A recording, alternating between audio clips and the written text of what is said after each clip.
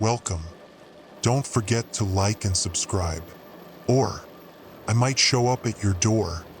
I'm just here to share some creepy stories, so sit back and enjoy. Disclaimer: the content presented in the video is purely for entertainment purposes only.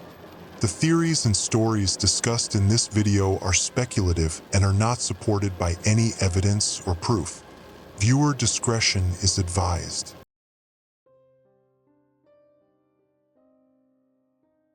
The alarm pierced through the underground corridors of CERN like a digital scream. I bolted upright from my security desk, coffee spilling across incident reports as the emergency lighting bathed everything in hellish red. 23 years of military service, followed by 8 years protecting the world's most powerful particle accelerator. And I'd never heard the radiation containment alarm this persistent. Control, this is Zayden reporting. What's our situation? I grabbed my radio while pulling on my jacket, muscle memory guiding me toward the equipment locker. Static. Then fragments. Sector 7. Breach in. Can't reach. The communication cut to white noise. My blood went cold. In 8 years at CERN, our communications had never failed during an emergency. I yanked open the equipment locker and grabbed the portable Geiger counter, its familiar weight somehow comforting as I clipped it to my belt. The device immediately began clicking slow, steady, wrong for this location. I was already moving, my boots echoing against concrete walls as I navigated the maze of tunnels towards Sector 7. The Large Hadron Collider stretched for 27 kilometers beneath the Swiss-French border, and I knew every access point, every emergency protocol, every potential failure mode. What I didn't know was why my handheld radio kept crackling with interference, or why the backup lighting seemed dimmer than usual. The Geiger counter's clicking accelerated as I approached the main tunnel entrance to Sector 7. My hands found the radiation detector's dial. The numbers were climbing steadily from background levels. Not immediately lethal, but wrong. Very wrong. I reached for my phone to call my sister Maya in Geneva, 40 minutes away. She worked at the UN's Emergency Response Division, and if something was genuinely wrong at CERN, she'd need to know. The phone showed no signal. The electromagnetic interference was getting worse. Even our hardened communication systems were failing. The growing dread in my stomach wasn't normal. The heavy security door to Sector 7 stood ajar, a violation of every safety protocol we drilled. I drew my sidearm, though I couldn't imagine what good it would do against a radiation leak. Through the gap, I could see the main tunnel stretching into darkness, broken only by emergency lighting that flickered intermittently. Hello? Anyone in there? My voice echoed back, distorted. The Geiger counter's clicking became more insistent as I stepped through the doorway. The metallic taste in my mouth could have been fear, but I'd tasted that before in Afghanistan.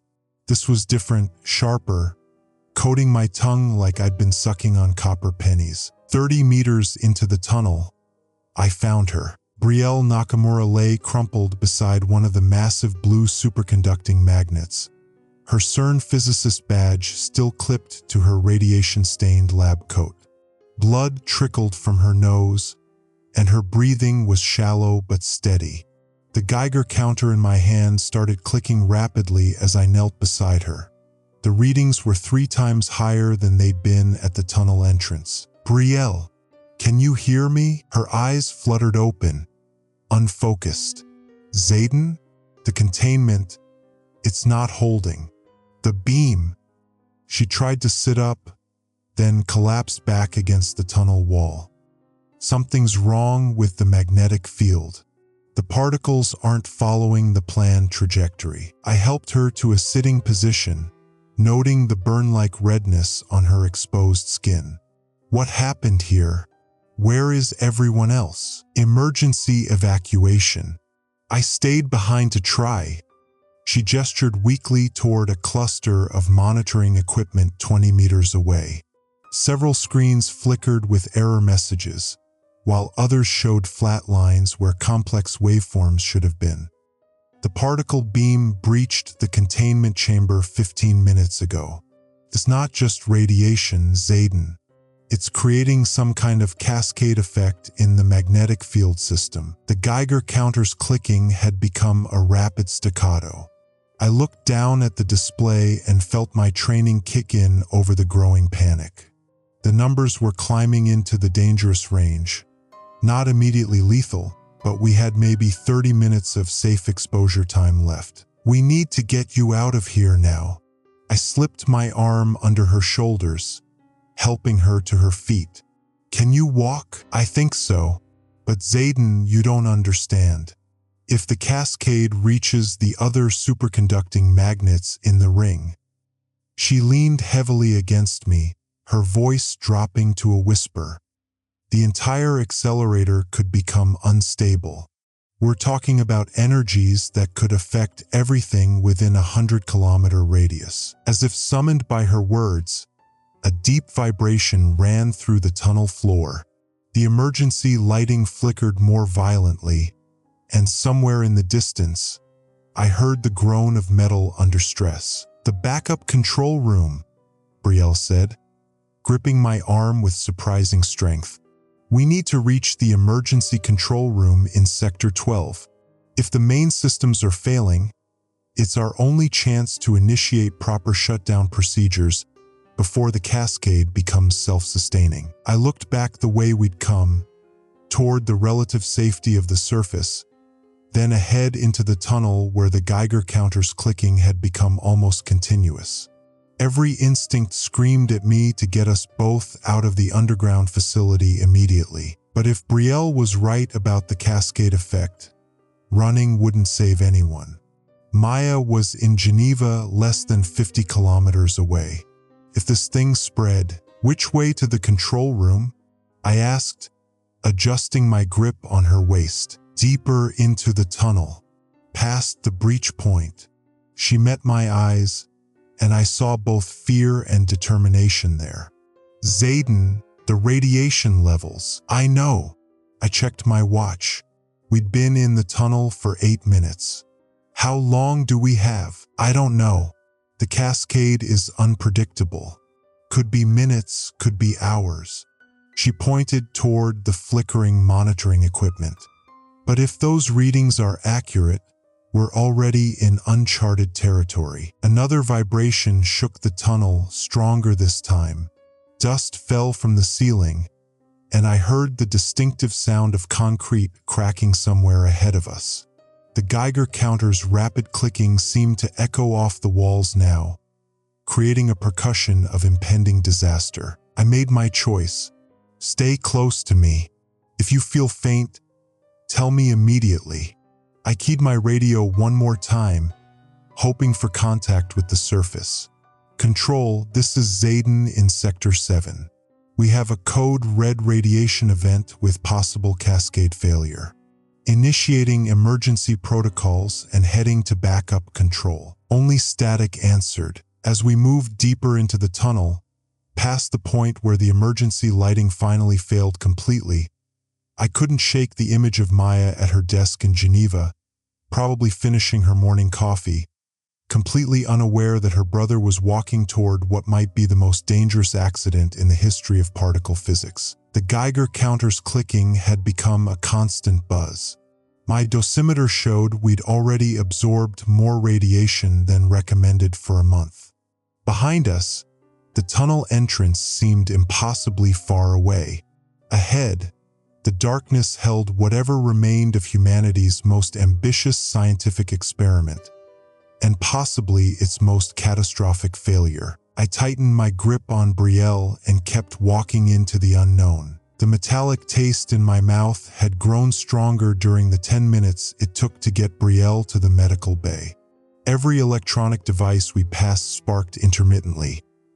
Emergency lighting flickered, card readers beeped error messages, and the ventilation system hummed with an irregular rhythm that made my teeth ache. Zayden, Look at this.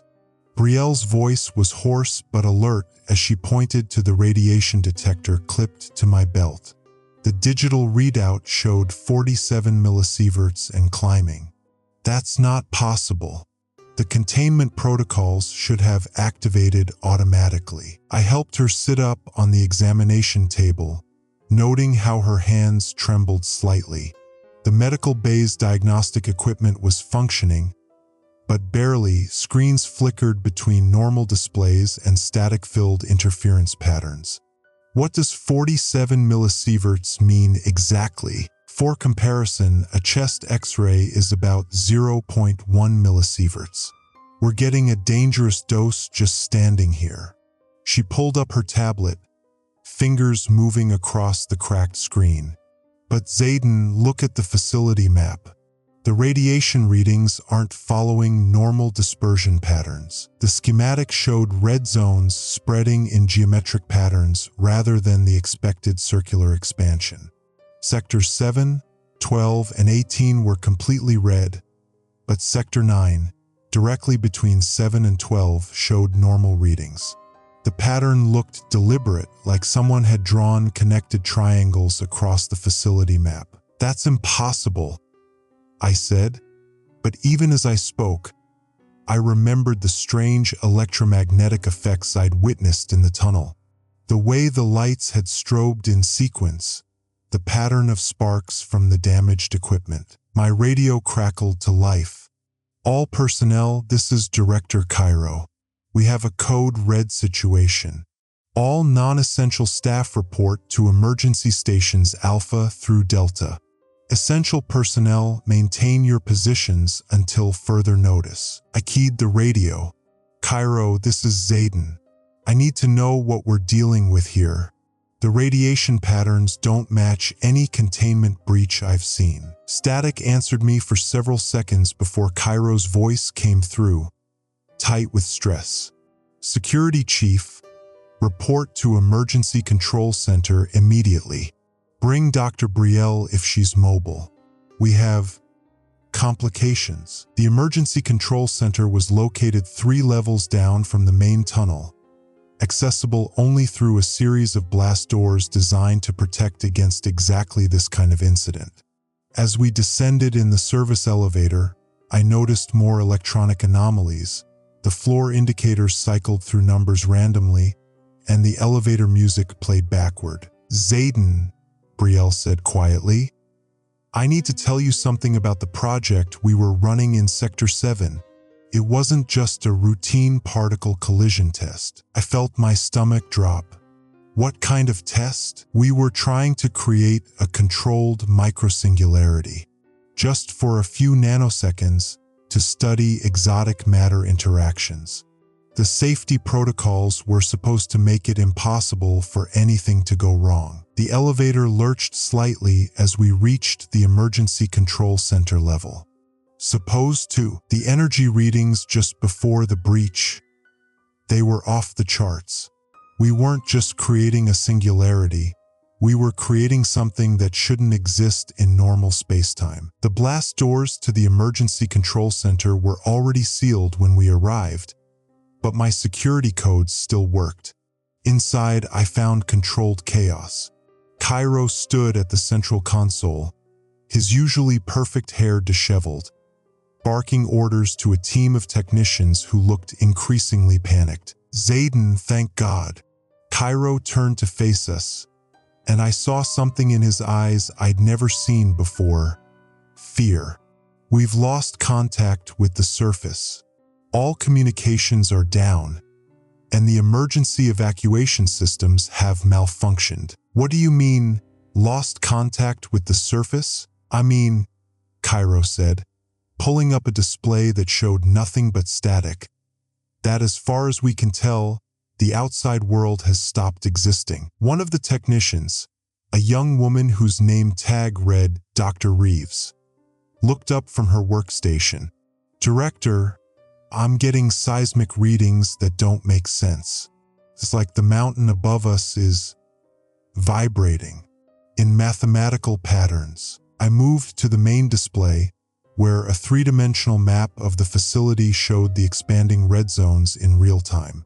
The geometric patterns were becoming more complex, forming intricate designs that looked almost deliberate. "This isn't random," I said. "Someone did this on purpose." Cairo's face went pale. "That's impossible. The security protocols are compromised," I finished. "Sir, I need to review the security footage from the last 48 hours. All of it." While Cairo authorized the data access, Brielle worked at a secondary console, her fingers flying across the keyboard despite the intermittent electrical interference. "I'm trying to model what happened in Sector 7, but the physics don't add up. We should all be dead from radiation poisoning by now. Instead, we're trapped in a facility that's apparently cut off from reality," I muttered, pulling up the security feed archives. "Perfect." The footage from 48 hours ago showed normal activity. Researchers arriving for their shifts, maintenance crews checking equipment, the usual routine of a world-class physics facility. But as I fast-forwarded through the timeline, I began to notice subtle anomalies. "Brielle, look at this." I pointed to a timestamp from 36 hours ago. Camera 7A shows Dr. Martinez entering the particle chamber at 14:23, but camera 7B shows him leaving at 14:18. That's 5 minutes before he entered. She leaned over my shoulder, squinting at the screen. "That's not a glitch in the footage. Look at the background. Everything else is in perfect sync." I continued scrubbing through the timeline, finding more temporal anomalies. Personnel appearing in multiple locations simultaneously, equipment operating before it was activated, shadows that moved independently of their sources. Most disturbing was footage from 24 hours ago showing someone in maintenance coveralls accessing restricted areas, but the timestamp corrupted every time I tried to get a clear view of their face. "Zayden," Cairo called from the main console. "We have a bigger problem. The tunnel seals in sectors 9 and 15 are failing. If we don't act now, we'll lose containment entirely." I looked at the facility map, where more red zones were spreading in those impossible geometric patterns. The safe areas were shrinking rapidly, and our options were running out. "Sir, I need to make a decision here. We can evacuate everyone to the deep bunkers and hope the containment holds, or we can try to reach the source of the breach and shut it down manually." Cairo stared at the spreading red zones for a long moment. "If we evacuate to the bunkers, we're trapped until help arrives. But if no one on the surface even knows we exist anymore, then we're on our own," I finished. The lights flickered again, and somewhere in the distance, I heard the sound of metal grinding against metal. The facility was coming apart around us, and we were running out of time. "Dr. Reeves," I called out, "how long do we have before total containment failure?" She looked up from her console, her face grim. "Based on current expansion rates, maybe 2 hours. But Zayden, these readings, it's not just radiation we're dealing with. Whatever's happening in Sector 7, it's affecting the fundamental structure of space-time itself." I felt the weight of command settle on my shoulders. Somewhere in this facility, 847 people were counting on me to make the right choice. The safe option was to evacuate everyone to the bunkers and wait for rescue that might never come. The dangerous option was to investigate the source of the breach and risk making everything worse. But as I watched the red zones spread across the map in patterns that looked increasingly like a complex code, I realized we might not have a choice at all. Someone had done this deliberately, and they were still in the facility. "Cairo," I said, "I need you to initiate evacuation protocols for non-essential personnel. Get them to the deep bunkers. Essential staff only remains active. And you," I looked at Brielle, who nodded grimly, "we're going back to Sector 7. Someone sabotaged this facility, and I'm going to find out who. The taste of metal in my mouth was getting stronger. The emergency control center's backup lighting cast harsh shadows across the walls as I studied the security footage for the third time. Brielle hunched over a radiation detector, her face pale from exposure but her mind sharp as ever. Cairo paced behind us, his director's authority crumbling with each failed system notification. "There," I said, freezing the timestamp at 14 hours 18 minutes and 33 seconds.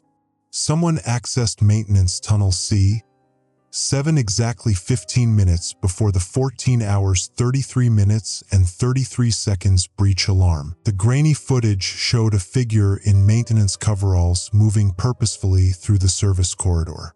Average height, but the gait seemed wrong, too confident for a maintenance worker, too purposeful. The face remained obscured by the hard hat's shadow and reflective safety visor. "I know every person authorized for that sector during the experiment window," Cairo muttered, checking his tablet. "All maintenance staff were supposed to be in designated safe zones during beam operations." A metallic scraping echoed from the ventilation system above us. We all froze.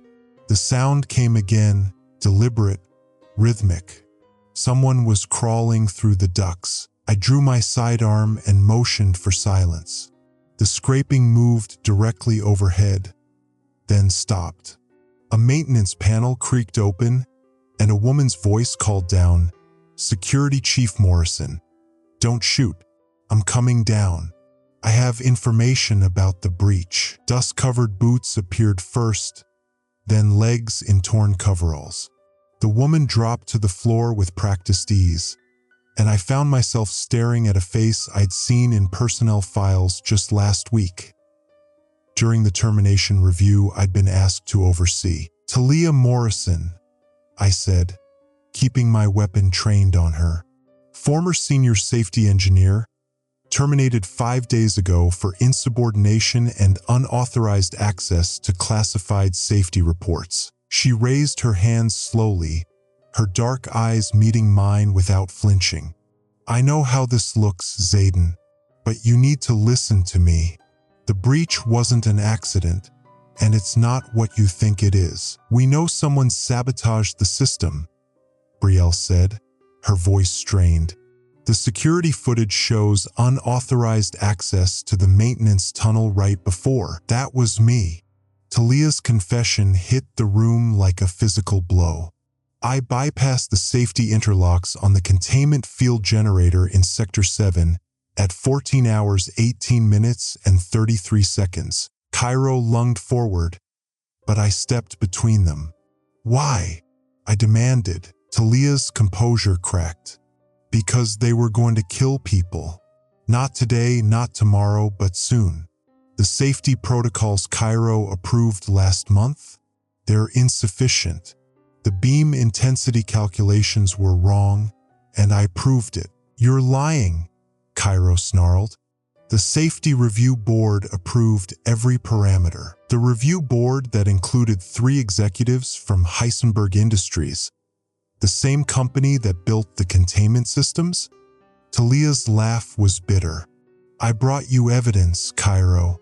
47 pages of calculations showing the field generators would fail catastrophically within 6 months of full operation. You buried it to avoid delaying the project." The accusation hung in the air like radiation itself. I watched Cairo's face, looking for the telltale signs of deception I'd learned to recognize in interrogations. His jaw tightened, but he didn't deny it immediately. "The calculations were inconclusive," he said finally. "The review board determined the risk was acceptable given the project's importance." "Even if that's true," I said to Talia, "you caused this. People are trapped in the tunnels because of what you did." "I triggered a controlled breach," she shot back. "Small enough to expose the flaws, not large enough to. She gestured helplessly at the failing monitors around us. "This wasn't supposed to happen. The cascade effect should have been impossible. Brielle looked up from her radiation readings, her face grim. What exactly did you do to the containment field? I introduced a calculated harmonic resonance in the magnetic field matrix, she explained, pulling out a tablet. Basic physics. It should have created a minor containment flutter, triggered the automatic shutdown protocols, and exposed the system's vulnerability without endangering anyone. You idiot, Brielle whispered, her face draining of color. The new quantum beam focusing array we installed last week creates a feedback amplification loop with harmonic resonances. That's why the cascade won't stop. It's feeding on itself. The room fell silent except for the hum of failing electronics. Through the reinforced windows, I could see sparks cascading from damaged equipment in the main tunnel. The Geiger counter in Brielle's hands clicked steadily faster. How do we stop it? I asked. Talia's hands shook as she activated her tablet, showing complex equations and system diagrams. I've been working on this since the breach started. The standard emergency shutdown won't work. It'll actually amplify the cascade through the superconducting magnets.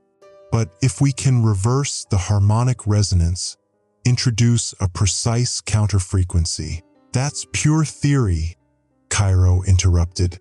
We can't risk making it worse with untested procedures. It's already worse. Talia's voice cracked. The cascade is spreading through the superconducting ring at 2.3% per hour. In approximately 6 hours, it'll reach the main acceleration ring. When that happens, the magnetic field collapse will turn the entire facility into a radioactive crater. I felt the weight of command settling on my shoulders. Outside, emergency vehicles were probably racing toward the facility. Inside, 23 people were trapped in various sectors, their survival depending on decisions I made in the next few minutes. Show me your calculations, I said to Talia. She activated the tablet and complex equations filled the screen. Brielle leaned over, her physicist's mind parsing the mathematics faster than I could follow. After 3 minutes of intense study, she looked up. It could work, she said slowly, but the counterfrequency has to be precise to within 0.001 terahertz. One calculation error and will turn the cascade into a complete magnetic field collapse. And if we follow standard protocol? I asked. Certain disaster. The automated systems will engage the emergency shutdown in 4 hours regardless. When that happens, Brielle trailed off, but her expression said everything. I holstered my weapon and faced the group. Cairo, I need your authorization codes for the primary beam control system. I won't authorize an experimental procedure that could what? Save lives. I stepped closer, letting my voice carry the authority of someone trained to make life or death decisions. Right now, you have a choice. Trust the person who understands this system better than anyone else, or watch it all burn down anyway. Cairo's face aged 10 years in 10 seconds. The board will crucify me, better than crucifying everyone in a 50-kilometer radius, Talia said quietly. Through the intercom, Dr. Hassan's voice crackled with static.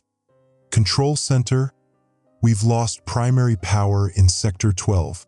The blast doors have sealed automatically, but we're reading temperature spikes in the coolant system. I keyed the microphone. Hassan, how many personnel in your sector? 7. But Zayden, the radiation levels are climbing past safe exposure limits.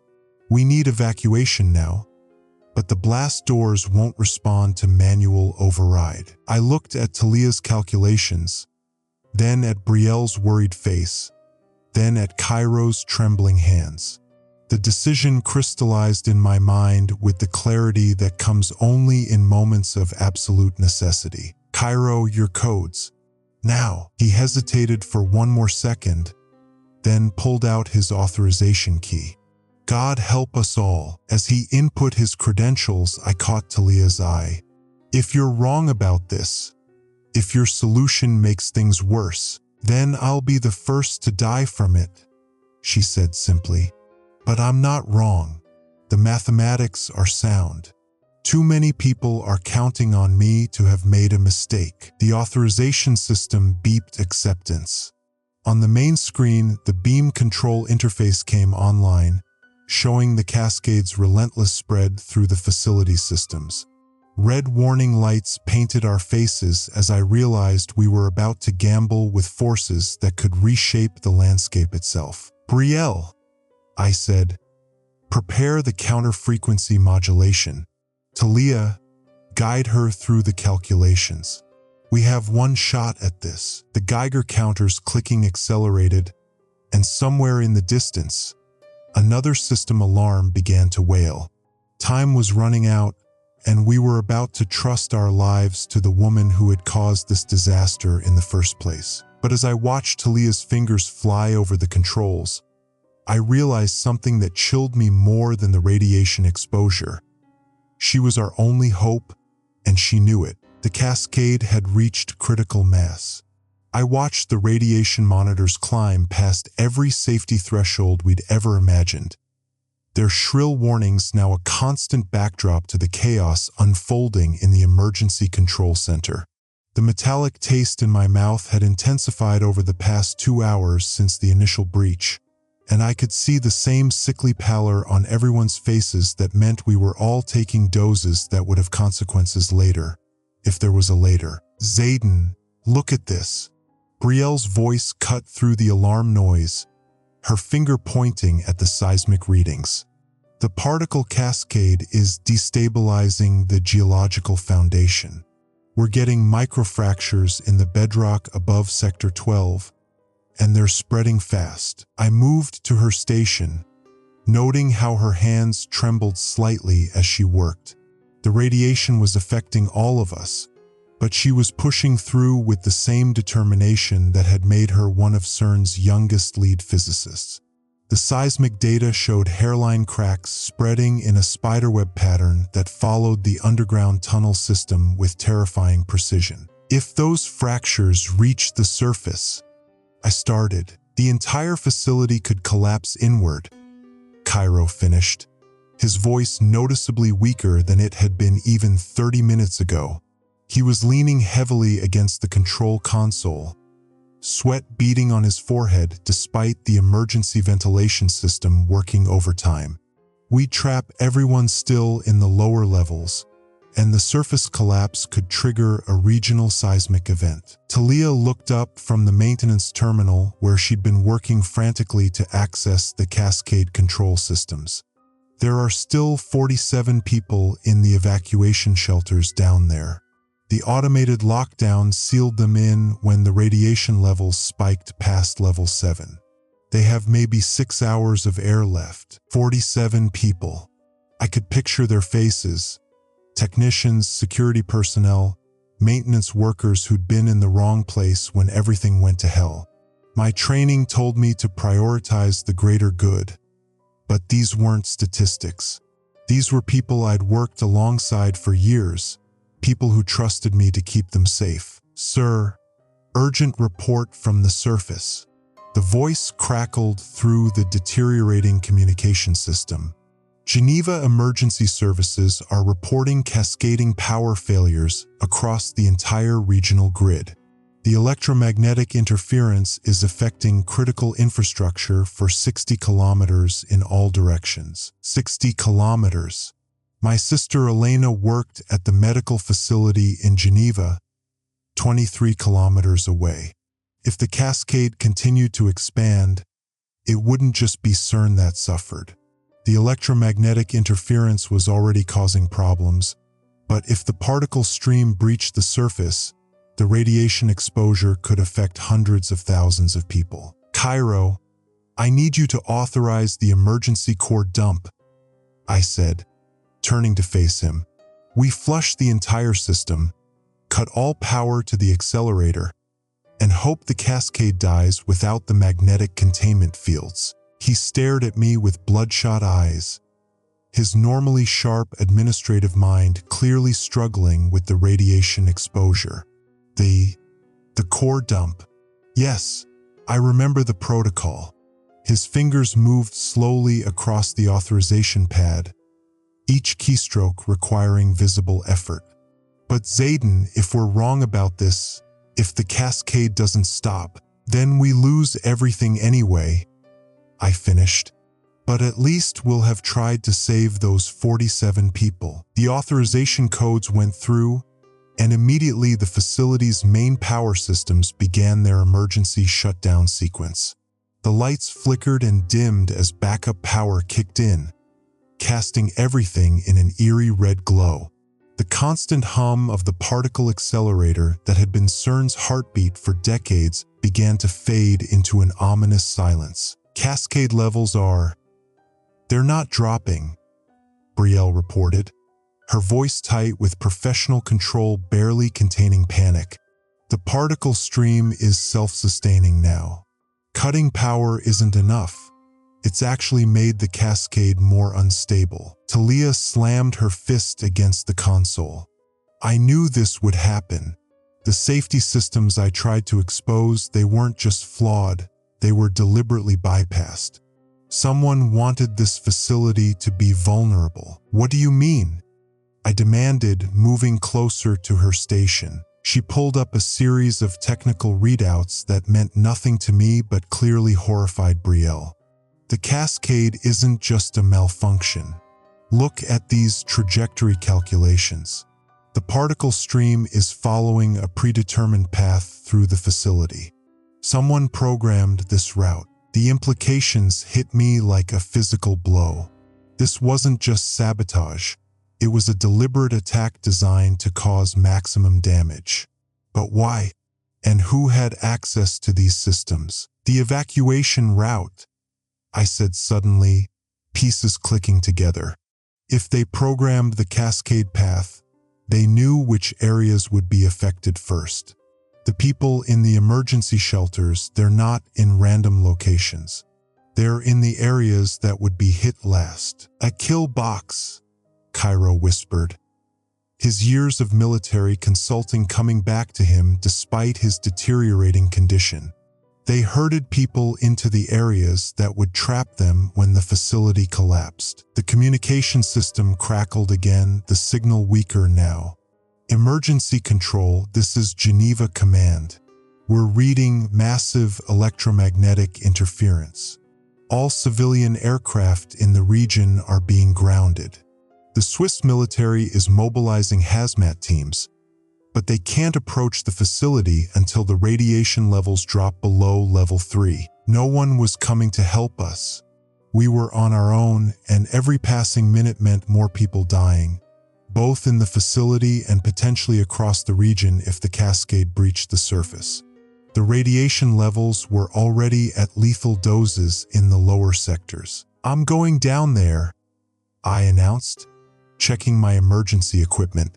The manual override for the cascade system is in Sector 15. If I can reach it and shut down the particle stream at the source, that's a suicide mission, Brielle said flatly. The radiation levels in that sector are already at 800 Roentgens per hour. You'd have maybe 8 minutes before the exposure killed you, and you need at least 15 minutes to reach the manual override. Then I'd better find a faster route. I was already moving toward the emergency gear locker, pulling on the heaviest radiation suit we had. It wouldn't be enough, but it might buy me the time I needed. Wait! Talia stood up, her face pale but determined. I know a faster route. The maintenance tunnels run parallel to the main corridor. Less radiation exposure, and I can get you to the manual override in 5 minutes instead of 15. Why would you help me? I asked, pausing in my preparations. You caused this disaster because I never wanted people to die, she said quietly. I wanted to expose the safety violations, to prove that this facility was dangerous. I never intended for it to actually become a death trap. Cairo struggled to his feet, his authority as facility director giving him strength despite his obvious radiation sickness.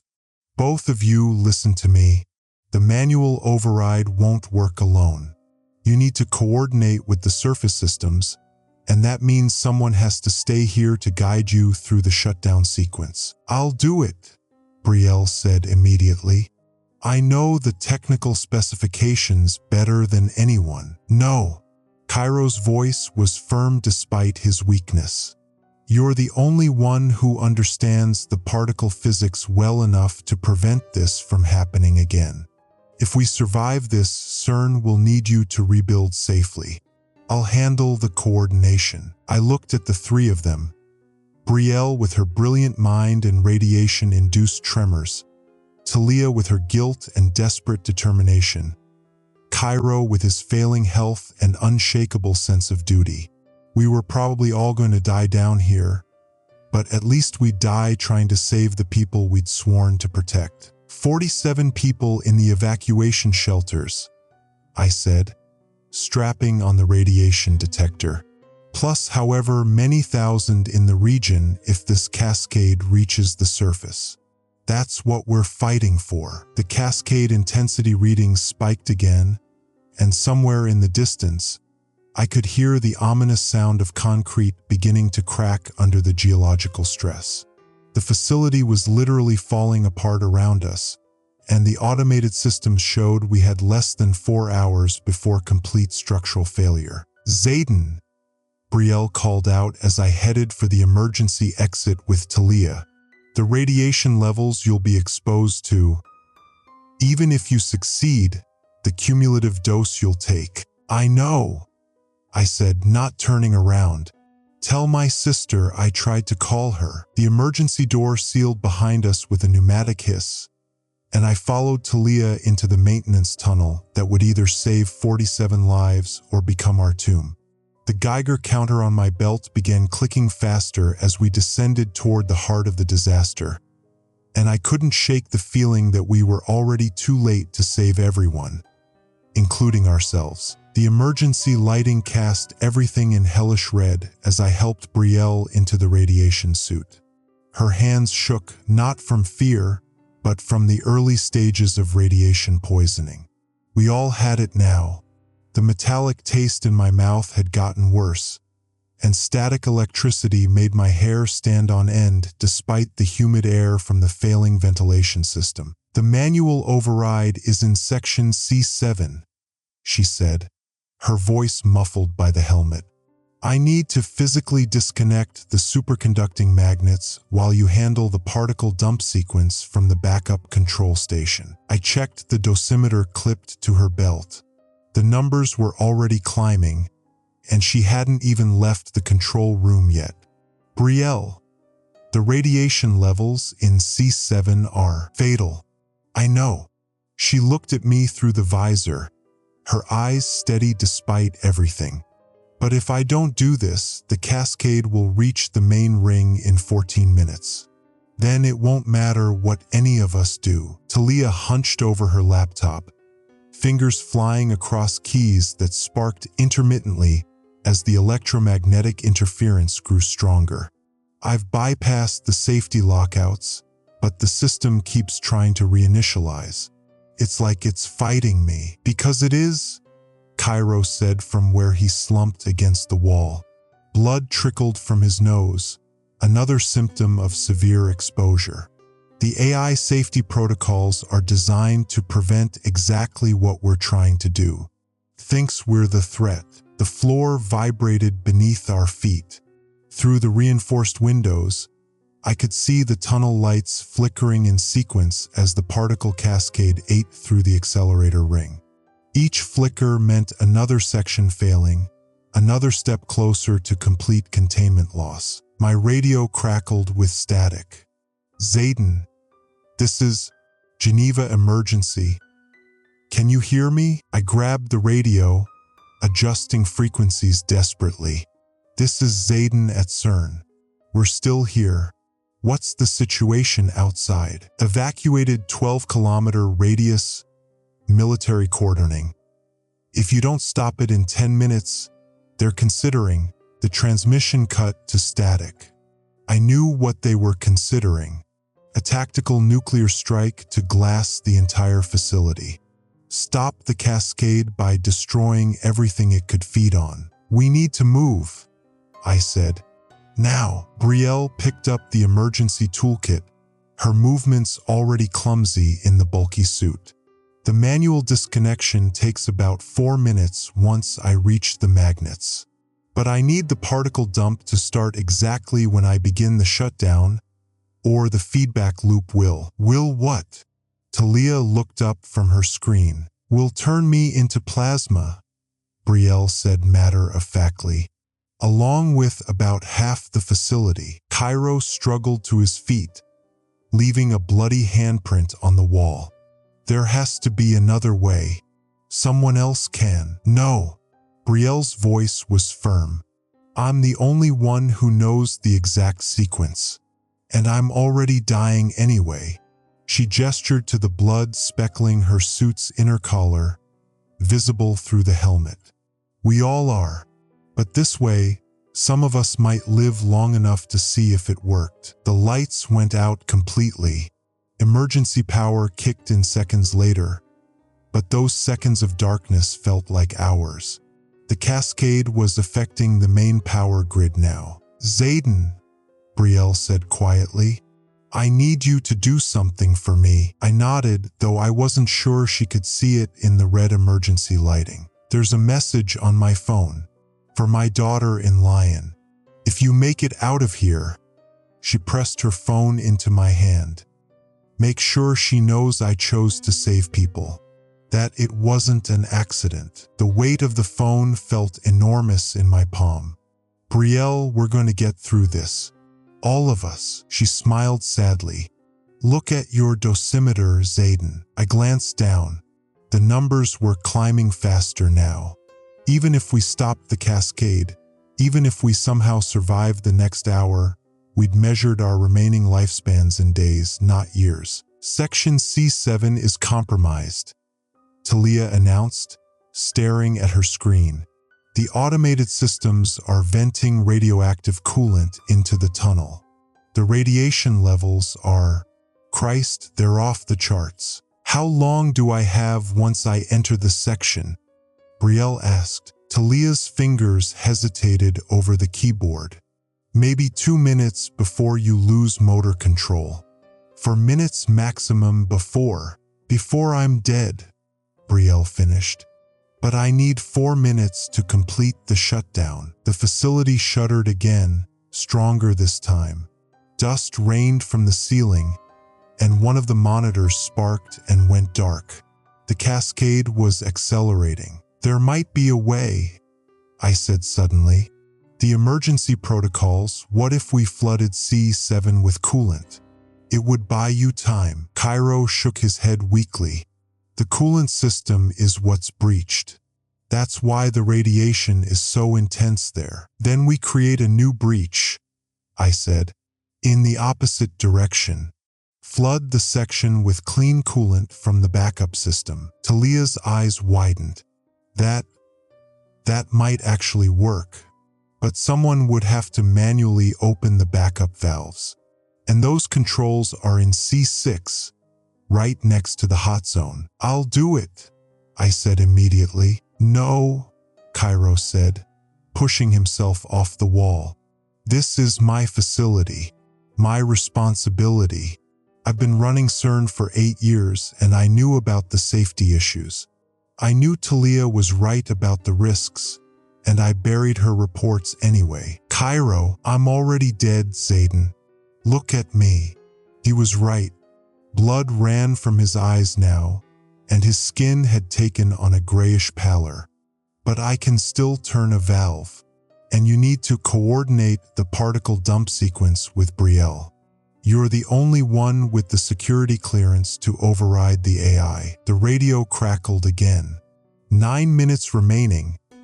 Then we initiate Protocol 7. Protocol 7. The nuclear option. We do this together, I said. Synchronized. Cairo opens the coolant flood at T-6 minutes. Brielle enters C7 at T-5. I begin the particle dump sequence at T-430. Everyone clear. They nodded, even Cairo, who could barely stand. One more thing, Talia said, her voice barely audible over the growing rumble from the tunnels. The cascade is causing spatial distortions. The tunnels, they're not quite the same shape they used to be. The distances might be different. Your timing might be off. Then we adapt, I said. We've come too far to quit now. Brielle headed for the door, toolkit in hand. If this doesn't work, if the cascade reaches the main ring, it won't, I said firmly. We won't let it. She paused at the threshold. Zayden, about what I said earlier about you not being ready for this job. I was wrong. You're exactly who we need right now. Then she was gone, her footsteps echoing in the corridor as she headed toward section C7, an almost certain death. Cairo followed, moving slowly but with determined purpose. Take care of them, Zayden. Take care of everyone. I watched them disappear into the red-lit corridor, then turned to Talia. Are you ready for this? She looked up from her laptop, her face pale but resolute. Ready as I'll ever be. But Zayden, if this goes wrong, if I miscalculated something, you haven't, I said. You're the one who figured out how to stop it. You're the one who's going to save everyone. She nodded, tears mixing with the blood on her cheeks. I just wanted them to fix the safety protocols. I never wanted anyone to die. I know, I said, but now you get to save them instead. The radio crackled one final time. 7 minutes remaining. Initiate evacuation of all personnel. I looked at the empty corridor where Brielle and Cairo had vanished. Then I looked at Talia, hunched over her failing laptop, trying to wrestle control from an AI that thought we were the enemy. Ready? I asked. She nodded. Ready. I began the countdown that would either save us all or kill us in the attempt. The emergency klaxons had been silent for 3 minutes, the longest stretch of quiet since this nightmare began. My radiation detector was still screaming warnings, the numbers climbing past safe exposure limits. Through the reinforced window of emergency control room C, I could see the ominous blue glow of Cherenkov radiation pulsing through the tunnel entrance like a dying heartbeat. Zayden, the manual override is responding. Brielle's voice crackled through the radio from the primary control station. She'd insisted on taking the most dangerous position, closest to the breach point where the particle beam had torn through 3 layers of containment. But I need someone at the secondary junction to complete the circuit. The automated systems are completely fried. I studied the facility schematic on my tablet, cross-referencing it with the radiation readings from sensors still functioning throughout the complex. The secondary junction was in Sector 12, directly adjacent to the cascade zone where the uncontrolled particle beam was eating through the facility's infrastructure. The radiation levels there were already lethal. Even with the military-grade hazmat suits we'd retrieved from the emergency cache, whoever went in had maybe 8 minutes before the dose became fatal. I'll go, Talia said, her voice hollow with exhaustion and guilt.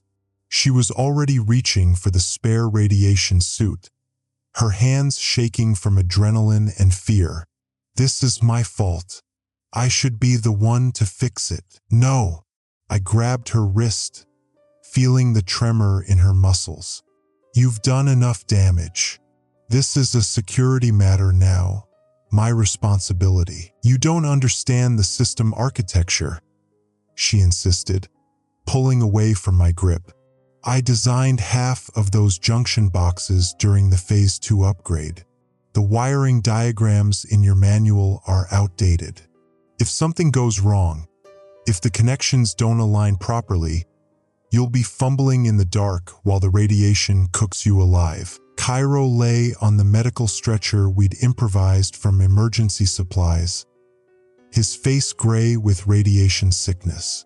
The dosimeter clipped to his shirt showed he'd absorbed nearly 3 times the safe annual limit in the past 4 hours. But his eyes were still sharp, still focused on the crisis at hand. "She's right, Zayden," he managed to say, his voice barely above a whisper. "The junction boxes were modified during her upgrade project. The documentation was classified above your clearance level." He coughed, a wet sound that made me wince. "Let her finish what she started. It's the only way." The decision felt like swallowing broken glass. Everything in my security training, every protocol I'd memorized, said not to trust someone who'd already compromised the facility. But my Geiger counter was screaming through the concrete walls, and I could see the particle beams glow, intensifying through the tunnel entrance. We were running out of time and out of options. "Fine," I said, helping Talia into the radiation suit. The material was thick, lead-lined, designed for extreme contamination scenarios. "But I'm going with you. 2 people, half the exposure time each." She nodded as I sealed her helmet, the mechanism clicking into place with finality. "The junction box is marked Delta 7. You'll see a panel with 12 connection points arranged in a grid pattern. I need to reroute the particle beam through the emergency dissipation array. It's the only way to bleed off the energy safely." We moved through the tunnel system, following the emergency lighting strips that still functioned. The air tasted metallic even through the suit's filtration system, and I could feel the static electricity building on my skin. The concrete walls were warm to the touch, radiation heating the very structure of the facility. "There!" Talia pointed to a junction box mounted on the tunnel wall. The metal casing was already showing signs of radiation damage, paint bubbling and peeling, the digital readouts flickering erratically. "I need to reverse the polarity on connections 4 through 7, then activate the emergency bypass that will dump the beam energy into the dissipation array." I watched her work, checking my dosimeter every few seconds. The numbers were climbing fast, too fast. We'd already absorbed half our safe exposure limit just getting here. "How long do you need?" 2 minutes for the rewiring, then 30 seconds for the bypass activation. Her hands were steady now, focused on the technical challenge. "But Zayden, there's something else. The cascade isn't just a particle beam anymore.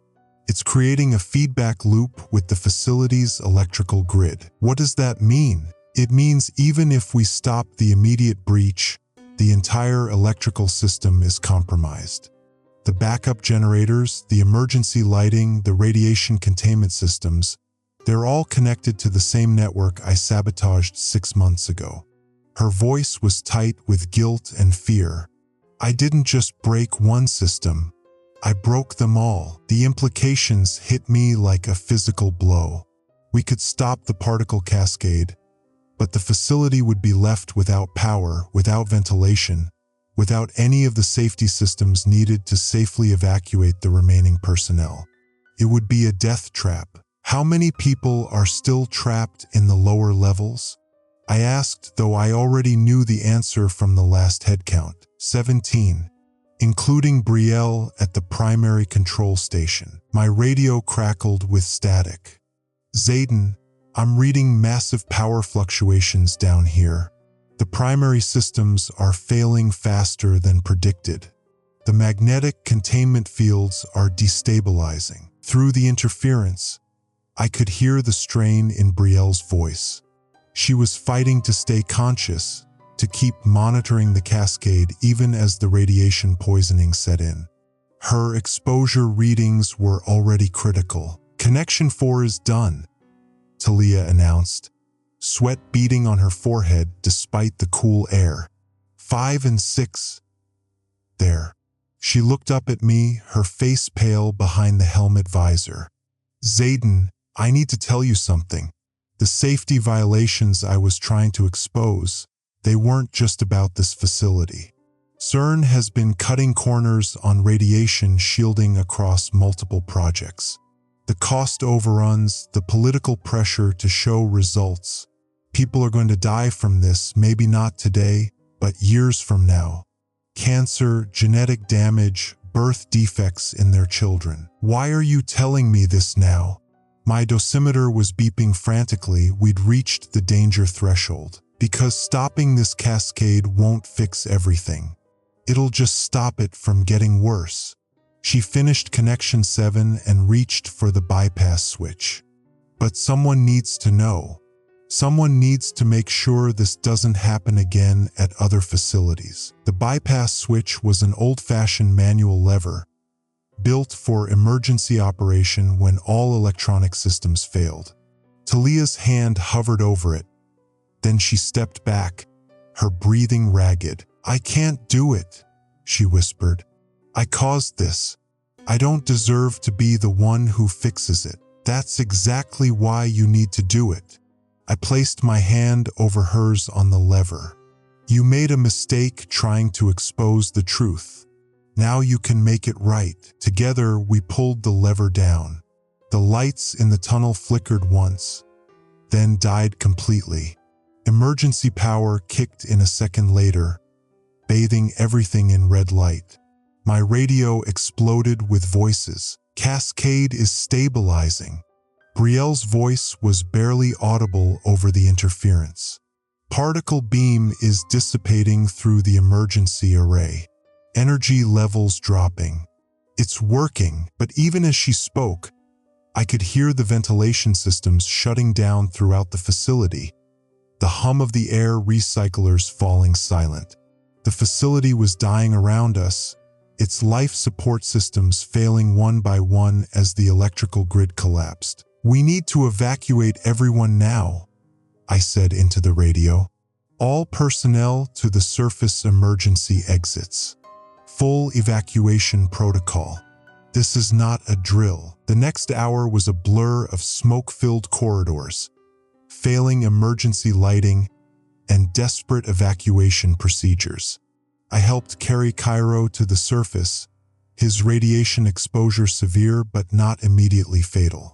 The emergency medical teams were waiting in the pre-dawn darkness, their hazmat suits and radiation detectors creating a surreal scene against the Swiss countryside. Brielle was among the last to emerge, barely conscious but alive. As the paramedics loaded her into the ambulance, she grabbed my hand with surprising strength. "Did we get everyone?" she asked, her voice hoarse from the contaminated air. "Everyone who was still alive." The words left a bitter taste in my mouth. We'd lost 3 people in the initial breach, 2 more during the Cascade event. The facility is sealed. No one else gets hurt. Talia stood apart from the medical teams, still in her radiation suit, staring at the facility entrance. The concrete bunker looked innocent enough from the outside, but I knew what lay beneath.